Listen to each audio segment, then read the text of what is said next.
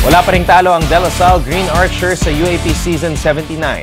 Nakuha ng La Salle ang kanilang pang-anim na panalo ngayong season matapos malagpasan ang University of the East Red Warriors. Nanalo ang La Salle sa score na 84-78. Pero hindi tulad ng mga nauna nilang laro, pinahirapan sila ng todo ng UE. Dikit pa ang score sa loob ng huling minuto ng laban bago nakalayo ang La Salle matapos maka 3 points si Andre Karakut. Dahil sa panalo, hawak pa rin ang La Salle ang top spot sa team standings habang sumadsad naman ang UE sa kanilang pang-anim na sunod na talo.